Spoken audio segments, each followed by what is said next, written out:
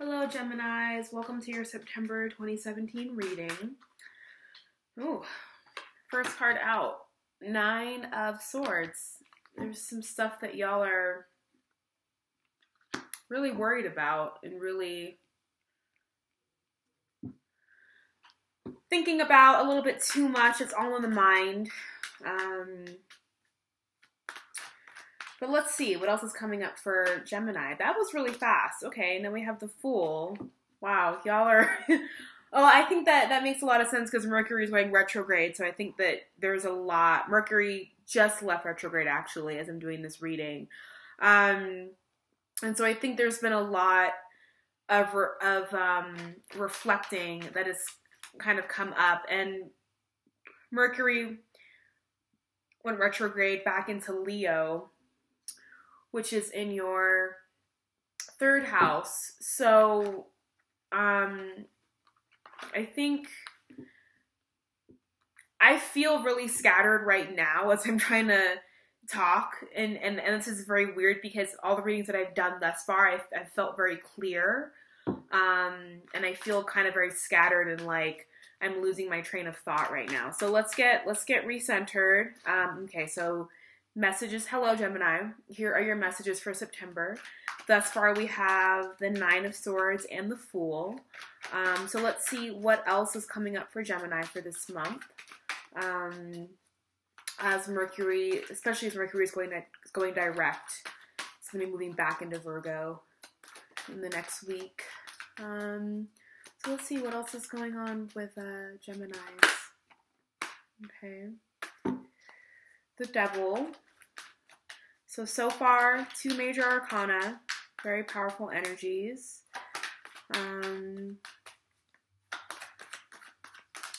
I think I also have a hard time reading for Geminis because the last person that really broke my heart was a Gemini. And so I have to be very mindful that when I do a reading for you all, that I have to not block him out or block, but just really, you know, my priority is to read for all Geminis, and not just for the Geminis that I know or that I've been involved with or that I'm close to, but to really get a general picture. But when you've been, you know, intimately involved with somebody to the degree, you know, in a very serious degree or in an intense way, sometimes it can cloud, right, the reading. So I have to be mindful that when I do readings for you all, that one, I keep my own, I don't want to say anger because I'm not angry anymore. I'm not, you know, and I'm not really resentful, but there are moments, pockets of like, yeah, that wasn't really fucking fun, you know? So I have to kind of keep that in check, and then also being mindful that, and this reading is not about this one person's energy, right? Okay, the Hierophant. Another major arcana, we have the Hierophant. The Moon and the Hanged Man. Y'all are, there's a lot going on, Gemini. I know. And the Tower. Okay. And yeah, I'm definitely feeling like really, like there's this sense of like not knowing what to expect, or like, oh God, what's going to happen? Or,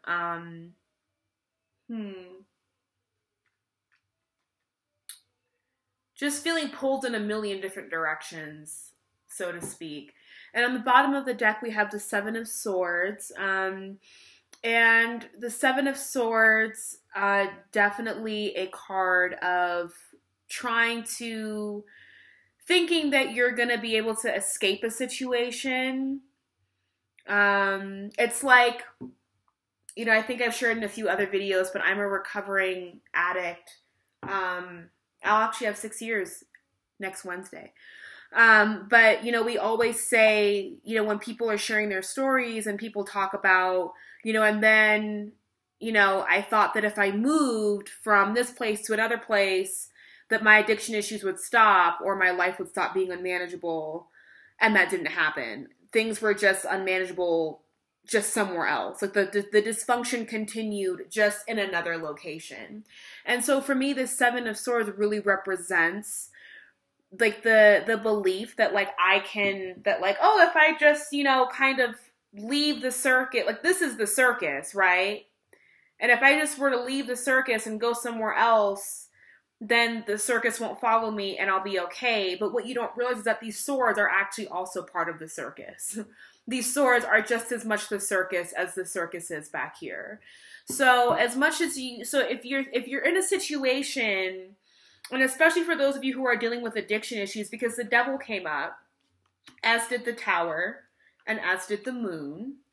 And so especially when the devil and the tower come up for me, it really talks about behavioral patterns. It brings out the nasty side of the devil for me. Or like, you know, the aspects of the devil that really we don't really want to talk about. You know, like addiction issues, karmic relationships, bad karmic relationships, that we're not breaking away from because we're not choosing not to learn whatever Saturn, right? Whatever, you know, that Capricorn Saturn energy is trying to teach us through this devil card. But for it, obsessions, really destructive patterns, that we've become that we bow down to, and we've come to accept as the norm, and that we've come to accept as, you know, if I don't engage in this, then the system of that I know to be my quote unquote life kind of crumbles, right? Like if a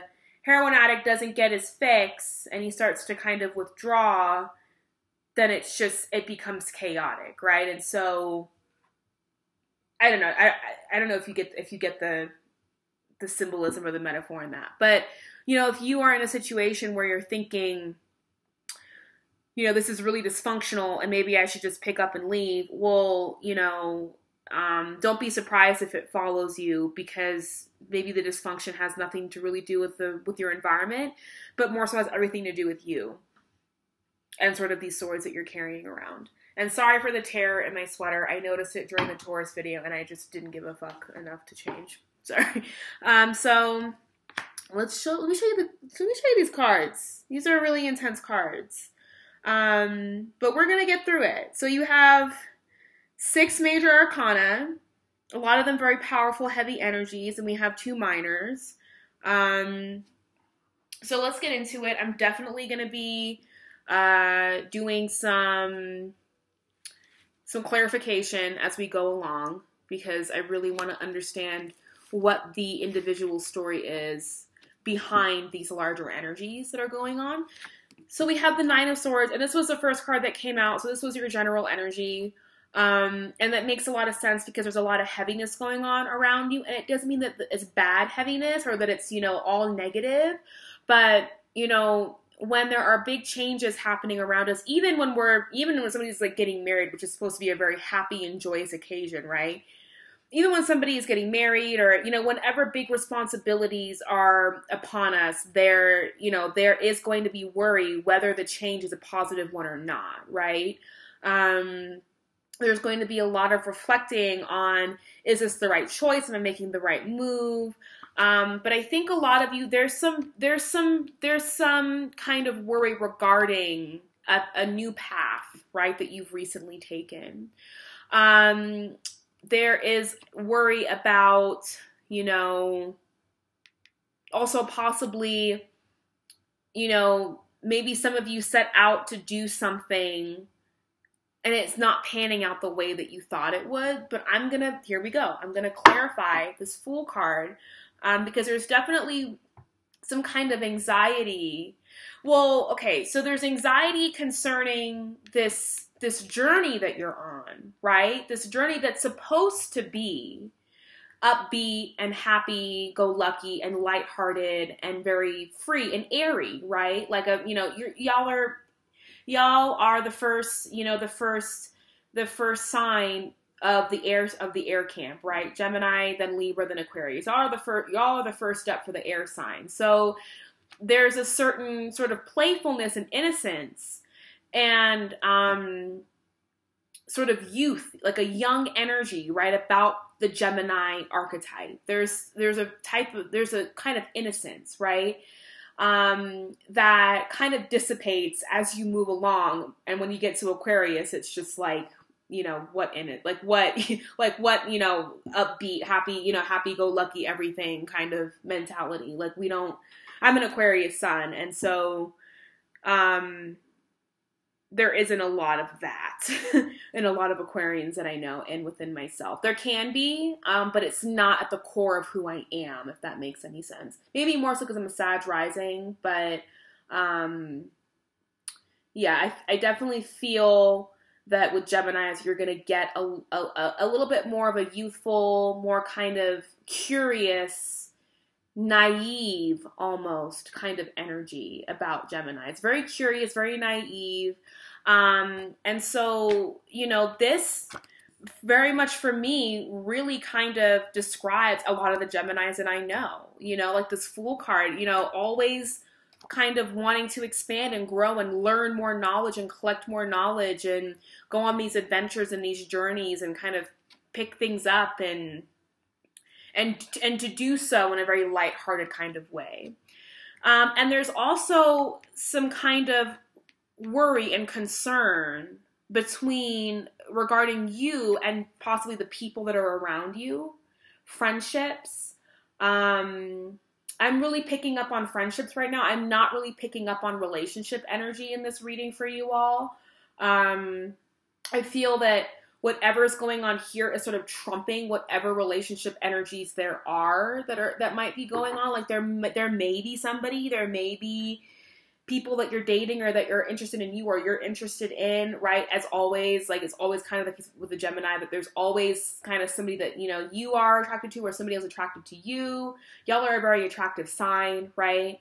So, but I'm definitely feeling that this really represents like people around you, people that you are interacting with on a regular basis, whether that's friendships, maybe a partnership, colleagues, family. I'm definitely sensing that there is a lot of worry and anxiety regarding social circles that you're a part of, the groups that you're a part of right now. And so I want to kind of clarify, as I was doing before, this Fool card to sort of see what's the story, right? Because when we have these major arcana cards, they're bigger themes that tell smaller stories, right, within the reading. So can I have a clarification for this Fool card, please? Clarification for the Fool.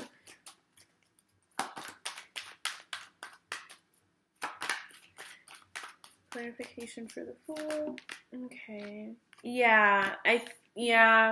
So, and before I even go into this, you know, when I was kind of sitting around, you know, waiting to gain the motivation to do this reading, there was something about me that was really apprehensive about doing it. And now I can understand why, because there's a lot of heaviness going on with you all. And so this is not going to be a simple, straightforward reading, right? So, you know, the Fool as being clarified by this Eight of Cups. And so what started out as a journey, as a kind of upbeat, hopeful, optimistic kind of journey, has now given way to a heavier energy, right? And this journey could be actual travel, and it could be a metaphorical, more inward journey of spiritual growth, spiritual enlightenment. Maybe you were embarking on chasing a dream of yours. You know, maybe there was something that you were setting forth on that you had a lot of faith in, that you had this kind of childlike optimism, right? And walking into, and bright-eyed and bushy-tailed and ready to kind of, you know, accept whatever challenges, you know, the world had to offer you, and not really even seeing anything as a challenge, right? Like this Fool doesn't even really see the challenges. He just sees everything as part of the road to happiness and the road to where he really wants to be in life. And I feel that that's really given way right? Like these two energies, like these two journeys are vastly different, right? In temperament, even in the color of the cards, just so different. In this Eight of Cups, we have this figure who, you know, is, you know, and in the Fool is being guided by the sun, right? While this Eight of Cups is being guided by the moon, right? And we have the moon underneath the Fool. So, you know, what originally kind of felt, right, like a very almost kind of Leo-esque, fifth house-esque kind of energy has now given way to the sort of shadow aspects of the moon, right? And this journey has now become more of a process of having to walk away from whatever these cups represent. You know, possibly relationships, possibly friendships along the way. Family relationships have kind of been broken down. Friendships have been broken down. Maybe, you know, romantic interests have come and gone, right? And in a not so, you know, happy way, maybe in a sad way. But, you know, we're now looking at a situation where this figure is sort of, you know, having to walk away because he's realizing that whatever these cups represented, whatever these relationships represented, were not fulfilling him. We're not fulfilling him in any way, right? Like there's even this empty space right here. So there's something missing. There's something missing here. And so this childlike innocence, right? You know, that I keep mentioning, right? Because the Fool to me is like a happy-go-lucky kid, right? Just kind of walking along and not a care in the world, right? So this not a care in the world kind of attitude has now given way to this realization that, you know, whatever you've experienced since, you know, being the Fool, right? Being on this journey has actually caused you to realize that there are some parts of yourself that are unfulfilled, that there are some parts of yourself that you thought you were going to find on this journey that you're not finding. And again, this journey can actually be an actual physical journey that you've taken, that you've been traveling, or it can represent an inward journey. I know that a lot of Geminis, especially last year, were dealing with, you know, relationship issues. Y'all were kind of in a holding pattern when it came to relationships. And then we had Saturn and Sagittarius, which we still do, and that really kind of affected you all, being your opposing sign. So relationships and responsibility and duty to relationships, right? That like our relationships aren't always going to feel like this. And Gemini, sometimes I think you all have a tendency to want to believe that things can always feel like this. And that's not reality. That's not how things really work. And when we think that things are always supposed to be like this, we actually lose the capacity to be honest when they're actually like this, right?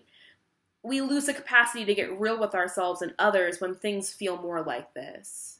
And I think that can be a hard thing for Geminis, is because y'all are the social butterflies, right?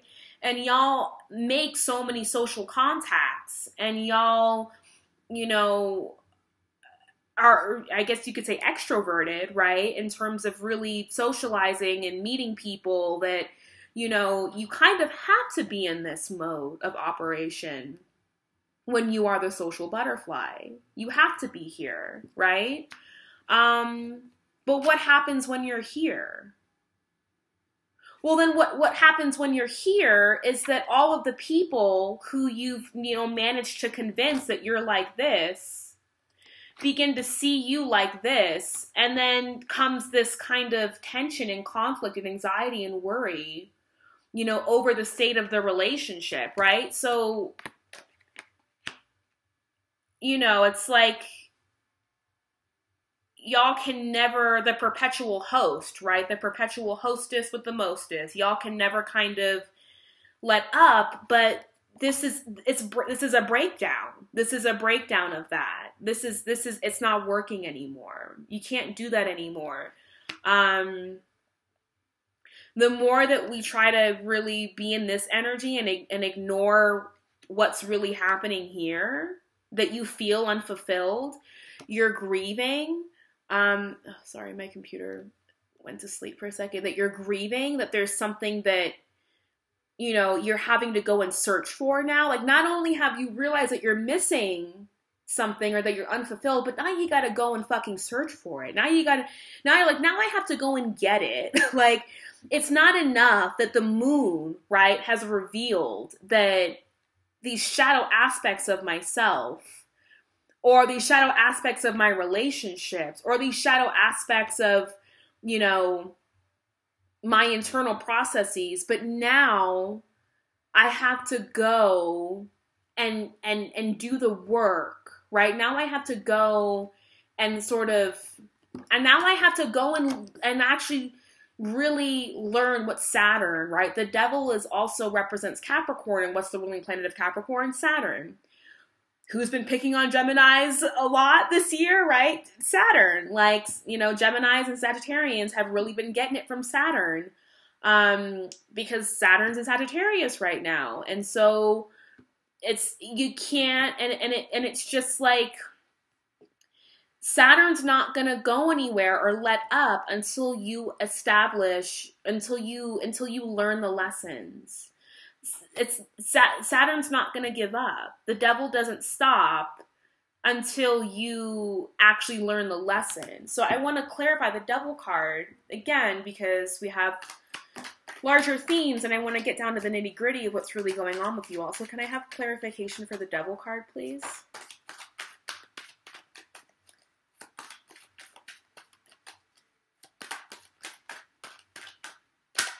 Clarification for the devil card. Why is the devil card here for Geminis? Why is the devil card here for Geminis? Wanted to pop out, didn't quite make it all the way out. Why is the devil card here for Geminis? Sorry for all the shuffling. This is just, you know, the process. Why is the devil card here for Geminis?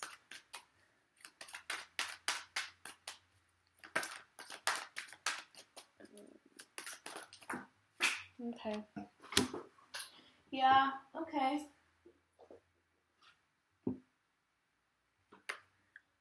Justice and the Three of Pentacles. So I originally didn't want to do, like, I was kind of cutting off the readings at like 30, 40 minutes, but I have a feeling we're going to go over that. So I'm just going to sit with this reading with you all because it seems like there's a lot going on. So the Devil card was clarified by Justice and the Three of Pentacles. So we have Justice here. So there is, a situation that requires some kind of karmic balancing.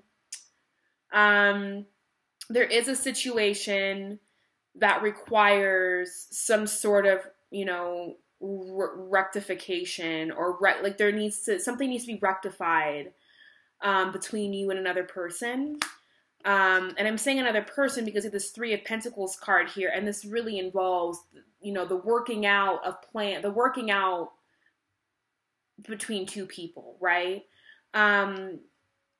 Two people, coming together, and you can either view this as marriage, you can view it as two people coming together with, blueprints for building their own home or castle or whatever it is. It represents the creation of foundations. It represents the building of foundations, the groundwork, the grunt work that is needed, right? When two people are coming together to create something together. And so, with this Justice card here with the Three of Pentacles, it is a situation that needs to actually be physically worked out in person because it's Pentacles. So it's things that need to happen in the physical plane, in the material world, the real world, the tangible world. So there's a situation that you actually need to meet with this person and work through things together. And, and it's part of your karma, and it's part of, and again, we have these two people here, right? And like I said before, Last year, I believe there was a lot, Geminis were going through a lot regarding relationships, and y'all were in some kind of a holding pattern, right? And so, you know, I do feel that this holding pattern is just about ready to be broken. I do feel that a lot of you are ready to kind of move forward from the relationship issues that you've been sort of navigating and dealing with, right? Whatever those relationship issues may look like, whether you hurt somebody, whether somebody else hurt you, whatever the situation is, there needs to be some kind of karmic retribution that needs to occur. And it needs to happen in person. There needs to be a meeting, right? And that meeting for me might just be the beginning of maybe a series of meetings, right? Like this card to me represents the beginning stages, the foundation of a conversation coming together, right? An ongoing conversation, an ongoing, you know, situation where you're working things out and reconciling with a person, not just in one sitting, but maybe you have multiple sittings, and maybe you're meeting with this person on multiple different occasions to kind of tease out and work out whatever needs to be worked out through this Justice card. But, you know, there's definitely something that you feel, you know, guilty about, or that you feel hurt about, or that you're in bondage, that you feel bound to this situation in a lot of ways. And I think this situation had a lot to do with sort of sullying, right? Like this Fool card. Like this Fool was supposed to kind of be this journey, this new relationship, this new whatever was supposed to kind of be this really happy-go-lucky situation, and it very quickly kind of turned into a situation that had you doing all kinds of reflecting, all kinds of, you know, like, what the fuck am I doing? All kinds of, you know, and I do feel like a lot of your revelations, right? Like a lot of your revelations have coincided with new moons and full moons, right? Especially in the last couple of months. That a lot of you have received guidance on whatever the situation is, and the realization that justice, right? There needs to be a karmic balancing. You need to keep your side of the street clean, right? You got to do whatever you got to do to keep your side of the street clean. And you have to be the person that really establishes the cleaning up process of whatever the situation represents. And that a lot of those realizations have come as the moons have been sort of doing their thing. The moon hasn't been fucking around lately. And it's coming for blood. It's coming for blood. It's, you know, the moon is, you know, the moon is like, oh, you think the sun is where it's at.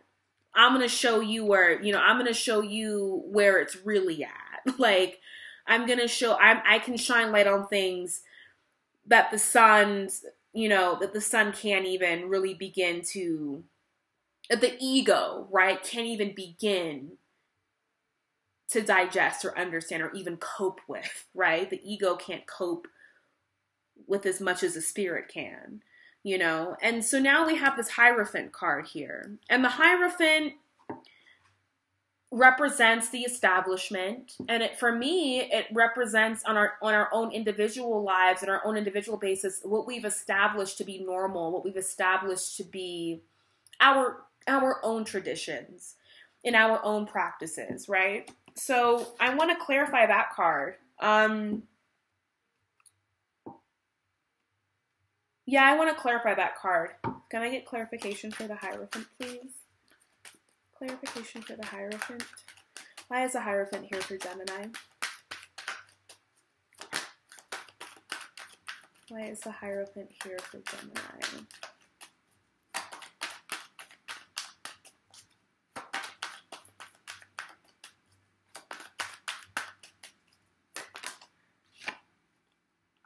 King of Swords. So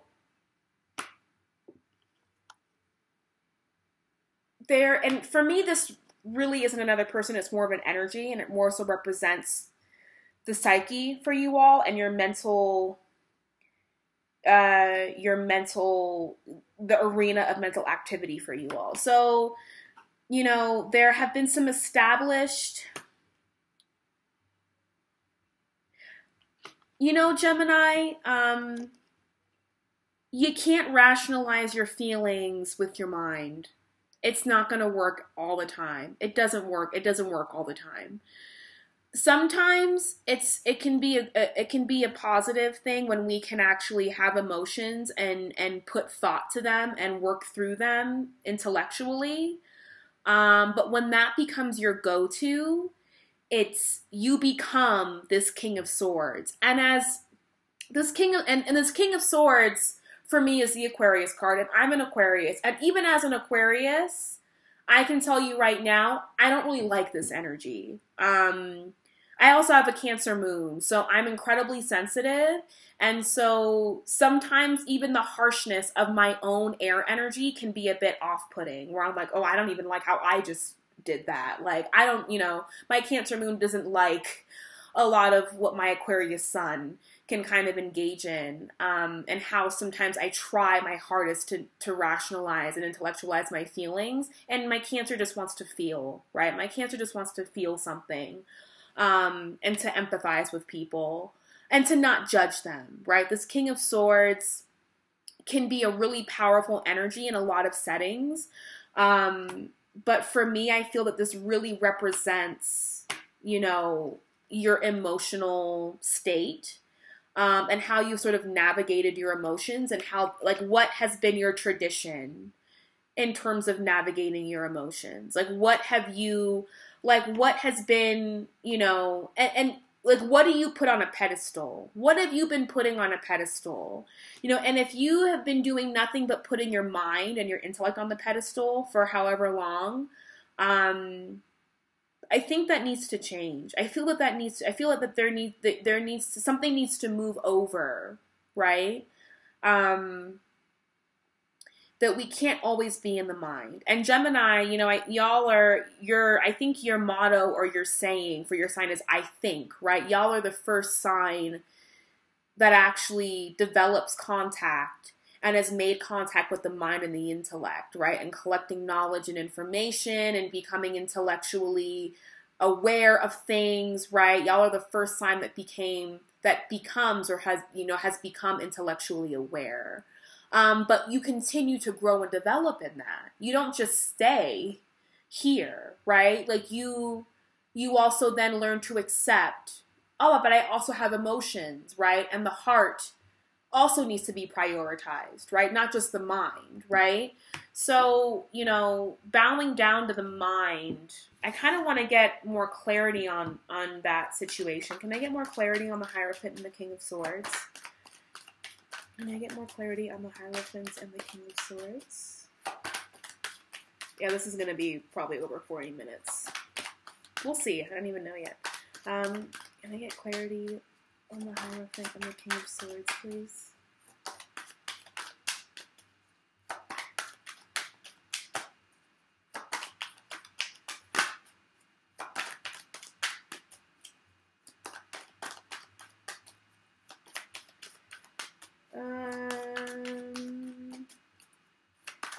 All right, they said that's it. They're like, that's it. That's, you know, I don't think this is really a message that needs to be really delved into. Stop putting your mind on the pedestal. Stop putting your intellect. Stop prioritizing your intellect even over other people. That's not nice. Or stop. That's not what I meant. What I meant was, you know, when we're in this intellect, right? We're constantly prioritizing and rearranging things based on how they fit into our world intellectually. And when we begin to do that with people, it can be a hurtful process. And so I do feel that that's sort of is what's sort of leading to this Nine of Swords and Three of Cups relationship here, right? Because I also read the cards up and down, or down and up, whatever. And I'm really feeling that there is some tension and some anxiety between you and a social circle, friends, people in your lives that are probably feeling like they're just sort of notches on your priority list, right? Boxes to check. And they're not really being treated as though they're human. And with this moon card, you know, like I've already said with this moon card, you know, there's some realizations that are happening that I do feel are being triggered by the moon cycles. So I'm interested. We just had the Pisces, the full moon in Pisces, which happened, I believe, in your, so we have Taurus is in your 12th, Aries is in your 11th, and then we have Pisces in your 10th house. So we just had the full moon in Pisces in your 10th house, which has a lot to do. The 10th house is that house of, the 10th house is the house of, you know, I'm going to move this up. The 10th house is the house of our public image, our career, our identity within the public sphere, sort of who we present ourselves to be, right? Versus like who we really actually feel like we are inside, right? So I'm definitely, so there needed to be some kind, with Pisces being in your 10th house, there needed to be some kind of ending regarding, you know, a delusion or an illusion or sort of kind of a mask, right? Because Pisces is all about the illusions that we can kind of create for ourselves and the escapism. And those are some of the shadow aspect, which I'm really feeling was what needed to kind of happen with this full moon, was that there was some kind of illusion that you were kind of creating in your public image, right? Wanting to be this happy-go-lucky guy, person, girl, whatever, they, them, there, wanting to be, you know, this happy-go-lucky person in your public image and wanting to project that. And Pisces being in your 10th house and having that full moon, really saying like, no, there needs to be an end to whatever sort of, you know, illusion you're trying to project to the world, because it's not really who you are, you know? So, and I feel like, you know, your friends and associations, the people that you're encountering in your 10th house, right? Whether it's colleagues or collaborators or, you know, people who are helping you in your career, you know, really actually would benefit from seeing the parts of you that are kind of hidden, right? The parts of you, it would actually do you some good that you might actually sort of make headway with whatever group this is or whatever person or whatever association this represents for you. It might actually do you some good to like just be real as fuck right now. Just do it, you know? There's no need for perfection. There's no need for this image. There's no need for, you know, there's no need to fool anybody. Like no one cares that much. You know, and then we have this Hanged Man here, and I feel the relationship here is an up and down situation with this Devil card. And the Hanged Man represents, you know, well, for one, it can represent seeing things from a different perspective, right? Because in the process of this person being hung upside down, they've gained enlightenment, right? By seeing things differently. It can represent being a martyr, being persecuted for your beliefs, feeling as though you're being persecuted for your beliefs. It can also represent feeling as though you're in kind of inertia. And that's what I felt when I saw this card.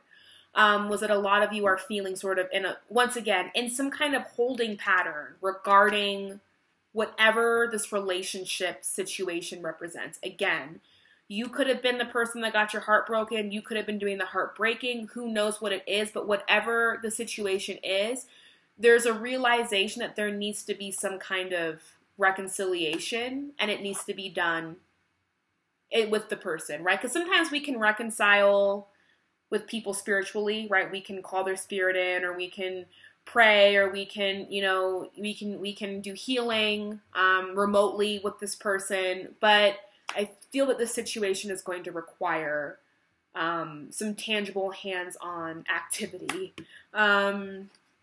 And I feel that until that really happens, that as a result of recognizing this need, there is also this feeling of like, well, I can't really move forward. I can't really get into this next relationship, or I can't move forward with this person, or I can't move forward with this job or this, you know, situation, or I can't travel, or I can, like, there's a lot of, I can't do this. Oh, come on. There's a lot of feeling that you can't do anything until you do whatever this reconciliation, and you'll know. And if you don't know, pray about it, meditate on it, ask the new moon to show you, ask the new moon in Virgo to show you what it is that you need to be revealed, right? And I believe Virgo is in your,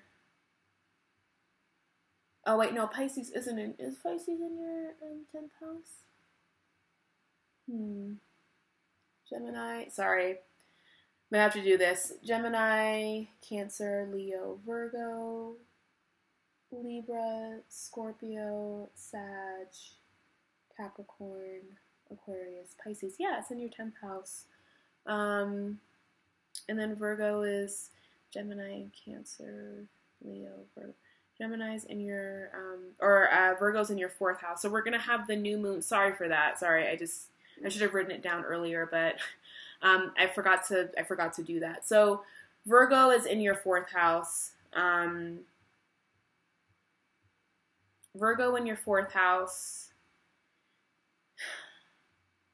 So we're going to have the new moon in your 4th house. So, you know, really asking yourself, you know, and Virgo is about getting very meticulous, and Virgo is about really breaking things down and understanding, right? How things serve a purpose in your life and in the particular area where Virgo is located.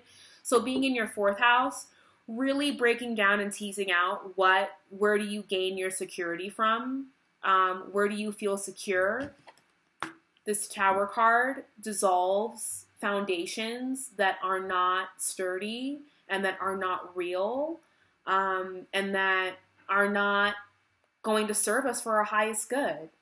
And for me, while this card is definitely a Scorpio card, I can also really see the Virgo in this card. That Virgo has no time or patience for things that don't serve a function, that don't serve our highest good, that don't serve at the sacrifice for others, right? That don't serve in our sense of responsibility to others, right? So, you know, with that being in your 4th house, really asking yourself, you know, what aspects of my physical home need to be thrown out, literally, and changed? Or what aspects of, you know, where my metaphorical home, right? The metaphorical 4th house home, which represents where we gain our security, how we feel secure,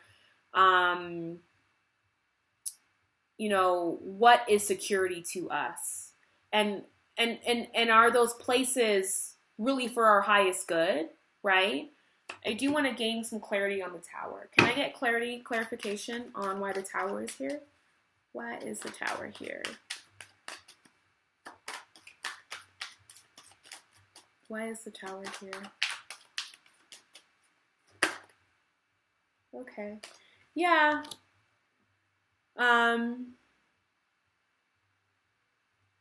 You know, I think that this Tower is inevitable. I feel that especially with Virgo, that new moon in Virgo is going to really stir some things up in the home sector. And it's going to stir some things up regarding, you know, what serves a purpose in Gemini's life. If this does not, right, like if this way of thinking, like for example, you know, this way of thinking, prioritizing the intellect over everything else and other people and other, you know, modes of operating, such as feeling and expressing, right, in different ways, right? If we're constantly putting the intellect and the mind on the pedestal and sort of leaving out all the other ways, like it's not going to be sustainable in the long run. And then I believe that, you know, the 6 of Swords represents you know, leaving that space of being ruled by the intellect, leaving that space of being dominated by these thoughts, right? Right? Because sometimes we have, like, I mean, y'all have some seriously not happy thoughts going on. I mean, we have the Nine of Swords here, right? We have some uncomfortable thoughts that are occurring for a lot of you. And I see you all moving away, right, from this energy here. But it doesn't happen until you really succumb to this energy of foundations and things that aren't working for you really being kind of slipped out from underneath you. But I feel that this tower really is going to happen intellectually, and that, yes, for some of you, it could represent the actual home, things in your home being really shaken up and stirred, losing your home. You know, there's a lot of stuff going on right now environmentally, right, with these hurricanes. And so there's a lot of destruction happening in general right now. And as I'm doing this, you know, Hurricane Irma is getting ready to touch down in Florida, and, you know, and it just devastated, you know, the Caribbean and in Cuba. So there's a lot of this happening physically right now, that may be happening for some of you as well. And if it's not happening physically, then this could definitely represent a metaphorical, you know, shaking up of where you find security. You're not going to find security always in the intellect. You can't, it's because the mind is also where the ego lives, and the ego likes to trick us, right? So you're not always going to find security with this King of Swords, because this King of Swords we'll be honest with you. Yes, you'll never have to worry about that, but you know, he's also not going to have empathy. He's also not going to be understanding and be sympathetic and display and allow you to be emotionally expressive, right? And maybe that's what you all need. Maybe that's what you all need. So let's get an outcome card for Gemini. Can I get an outcome for Gemini for September 2017?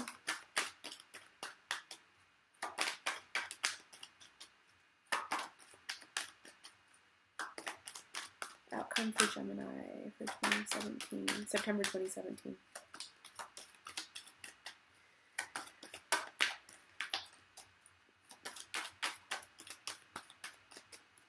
Oh, I'm sorry for Gemini.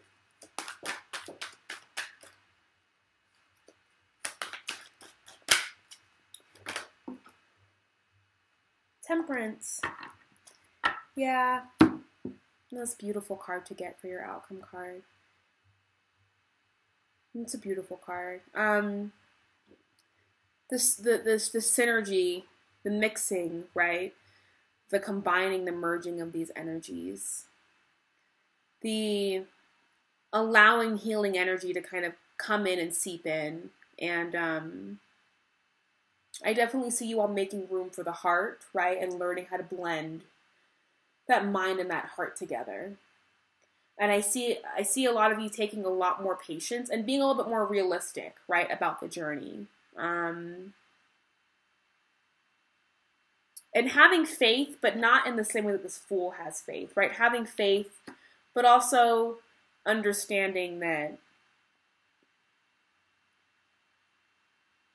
you get to still be human, and that you get to experience whatever this feels like. You know, you get to experience the moon and the tower, and that it's okay. It's all a part of life, that there's a balance in what we get to experience. So Gemini, that is your reading. It was a good one, intense one. If you want to book a personal reading with me, you can email me at tattoosandtarot@gmail.com. Or you can go to my website, which is tattoosandtarot.com, and go to the reading section. I'd actually prefer that you just email me because I'm getting my website redone. So it's going to actually be offline in the next like 10 days, 2 weeks. And also, if you've emailed me for a reading, or if you've purchased a reading from me on my website via PayPal, like if you've clicked that PayPal button on my website, then please send me an email to confirm the date and time that you actually want to set up a meeting, like a reading time. Because the way that PayPal works is that I cannot contact you, you have to contact me. So if you purchased a reading and have not emailed me, then I've had no way of getting in touch with you. So go ahead and do that. If you purchase a reading with me, send me an email and we'll set up a time to do a reading together. And that is your reading, and I will see you all in October for Libra air season. Yay! All right, have a good one, you guys. Bye.